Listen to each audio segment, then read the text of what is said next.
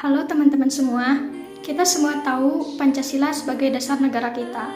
Tapi, pernahkah kamu bertanya, dari mana sebenarnya ia datang? Pancasila tidak jatuh dari langit sebagai sesuatu yang jadi begitu saja. Ia lahir dari perjalanan panjang sejarah, dari perdebatan, kesepakatan, dan perjuangan para pendiri bangsa, demi menyatukan kita yang sangat beragam. Hari ini, saya ingin mengajak kalian menelusuri satu peristiwa penting, nilai yang terkandung di dalamnya, dan makna untuk kita generasi muda saat ini. Mari kita kembali ke tahun 1945, tepatnya masa sidang Badan Penyelidik Usaha-Usaha Persiapan Kemerdekaan Indonesia, atau disingkat BPUPKI. Ini adalah tonggak utama lahirnya Pancasila. Di sini berkumpul tokoh-tokoh bangsa dari berbagai latar belakang. Ada yang mewakili agama, golongan nasionalis, tokoh dari berbagai pulau dan suku. Mereka duduk bersama, berdebat, menyampaikan gagasan masing-masing.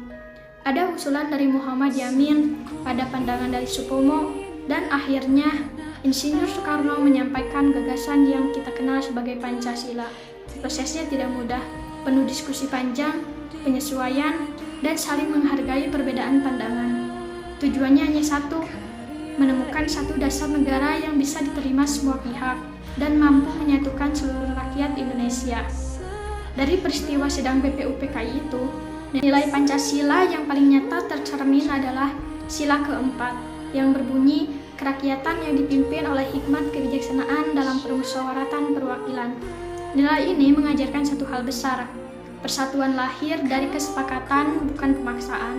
Para pendiri bangsa sadar Indonesia sangat beragam. Kalau ada satu pihak yang memaksakan kehendak, persatuan pasti hancur. Maka dari itu, mereka memilih jalan musyawarah, mendengarkan, berdiskusi, mencari titik temu, dan memutuskan demi kepentingan bersama. Itulah jiwa Pancasila yang sesungguhnya. Bagi saya pribadi, pelajaran terbesar dari sejarah ini sangat jelas. Perbedaan itu bukan ancaman, tapi kekayaan yang harus dijaga dengan musyawarah. Dulu tantangannya adalah menyatukan kita agar bisa merdeka. Sekarang tantangannya kita berbeda.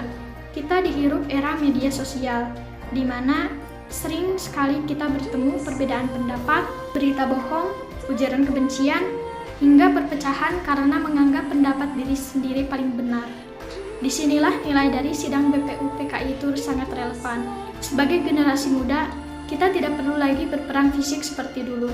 Tapi, kita berjuang dengan cara mendengarkan pendapat orang lain, tidak mudah terprovokasi atau menyebarkan kebencian, mencari titik temu dalam setiap perbedaan, mengutamakan kepentingan bangsa di atas kepentingan pribadi atau golongan. Pancasila disusun dengan keringat dan pikiran jernih.